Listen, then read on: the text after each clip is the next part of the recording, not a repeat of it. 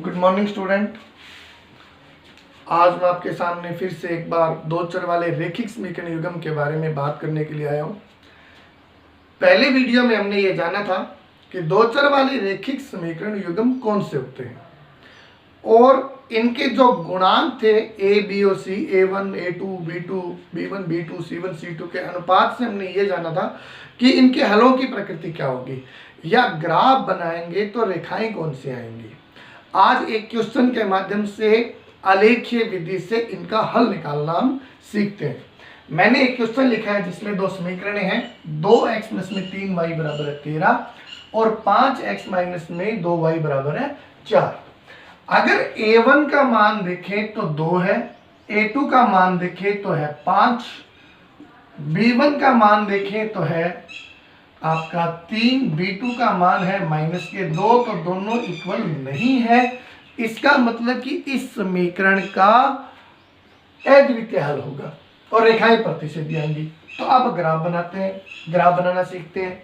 उस दिन हमने एक समीकरण के हल निकालने सीखे थे कि एक समीकरण के हल कैसे निकालते हैं। हमने बात भी की थी कि जब आलेख बनाएंगे तो कम से कम 3 हल हमें चाहिए। तो पहले इस समीकरण का हल निकालते हैं। क्या सीखा था कि एक चर को उधर लेके जाना है पहले, तो जैसे y को उधर लेके चले गए, 2x हमारा बन गया 13 और माइनस में 3y। अब ये 2 को भी लेके जाओ, गुणा में उधर जाके क्या हो गया भाग में, ये बन गया 13 माइनस में 3y भाग में 2। समीकरण नंबर कितने बन गई 3। ठीक है, अब y के मान मानेंगे तो माना y बराबर है 1, यहाँ रखेंगे तो x बराबर 13 माइनस में 3 गुणा में 1 3, 13 माइनस 3 कितना हो गया 10 और भाग में कितना आ गया 2, तो x का मान कितना आ गया 5। माना y बराबर 3 मानते हैं, यहाँ रखो x बराबर है 13 माइनस में 3 गुणा में 3 भाग में 2, 13 माइनस में 9 भाग में 2 कितना आ गया 4 भाग में 2 कितना आ गया 2। एक मानो माना y बराबर है 5, तो x बराबर है 13 माइनस में 3 गुणा में 5 भाग में 2, 13 माइनस 15 भाग में 2 माइनस के 2 बटा में 2 माइनस का 1। 3 मान हमारे पास आ गए। x का मान 1 हमने रखा है यहाँ पे, y का मान तो हमारे पास आ गया 3 एकम 3, 13 3 के 10 बटा में 2 5। सारणी बना लेते हैं, इस समीकरण की सारणी यही बना लेते हैं इसके आगे, क्योंकि नीचे की जगह अभी हमें चाहिएगी ग्राफ बनाने के लिए। तो ये x और ये y, x का y का मान था 1, x का मान 5, y का मान हमने रखा था 3, x का मान 2, 2 दूनी 4 9 13 और y का मान 5, x का मान -1। ये पहली समीकरण के। इसी प्रकार दूसरी समीकरण के निकाल लेते हैं। ठीक है,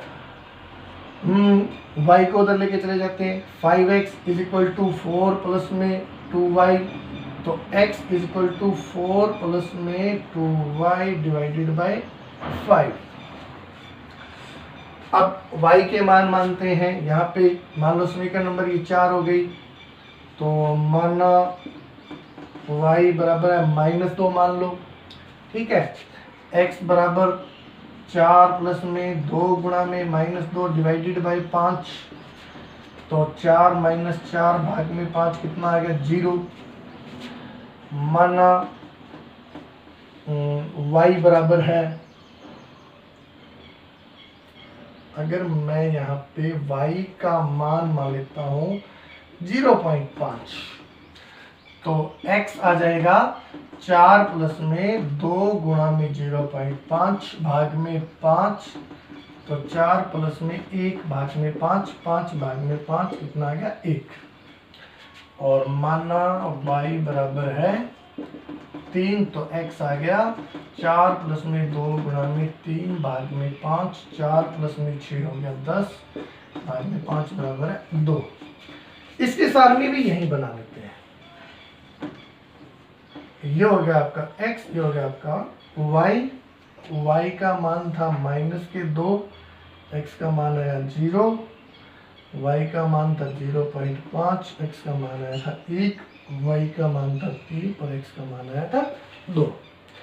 एक चीज यहाँ पे ध्यान रखने वाली बात है कि जो ये मान हम मानेंगे, ये ऐसे मान मानेंगे जिनसे दूसरा जो चर उधर जो लेके गए हैं राइट हैंड साइड में, उसका जो मान आए हमारे पास वो पूर्णांक आए, या ज्यादा से ज्यादा 1 दशमलव स्थान तक।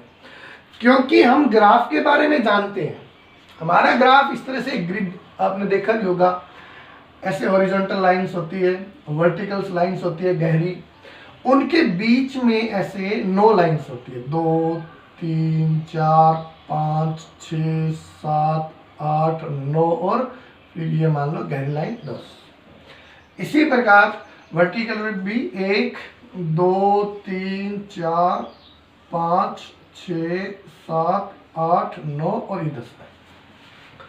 मान लो ये 0 है तो 1 सेंटीमीटर बाद जो गहरी लाइन है वो 1 होती है।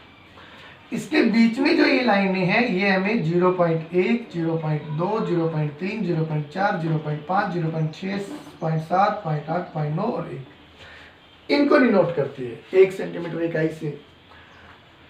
तो इनकी सहायता से हम या तो पूर्णांकों को अच्छे से निरूपित कर सकते हैं या 1 दशमलव स्थान तक। तो इसमें कुछ स्पेशल कोई तरीका नहीं है, आप केवल बाय वर्चुअल प्रैक्टिस आपको आ भी जाएगा, बार बार रख के देखो मान तो आपको मिल जाएंगे मान आसानी से। अब हम इनको ग्राफ पर निरूपित करते हैं, तो ये एक बार साफ कर देता हूँ यहाँ से, ये सारणी हमें चाहिए, बाकी सब चीजें हटा देते हैं। ग्राफ में आपने देखा होगा कि बहुत सारी लाइनें हैं, बीच में एक वर्टिकल लाइन को वाई एक्स लेना है और हॉरिजॉन्टल लाइन को एक्स एक्स। वो चूज करते वक्त थोड़ा सा सारणी पे ध्यान दे लेना कि x का मान 5 है, y का मान 5 है, तो आपको जो जहां मूल बिंदु लेकर जाओ वहां से आपको 5 मान मैक्सिमम चाहिए डिनोट करने के लिए। माइनस में भी मान है, तो उसी हिसाब से आप अपने विवेक के हिसाब से ग्राफ को सेग्रीगेट करेंगे।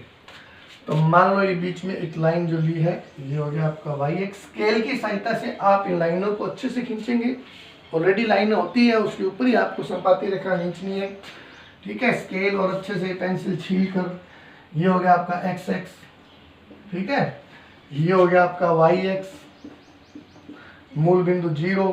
अब आपको x के मान 5 y के मान 5 ही चाहिए, तो 1 सेंटीमीटर इकाई पे मान लो 1, फिर ये हो गया 2, फिर ये हो गया 3, फिर हो गया 4, फिर हो गया 5, मान लो 6, ठीक है। ये हो गया 1, ये हो गया 2, ये हो गया 3, ये हो गया 4 और ये हो गया 5।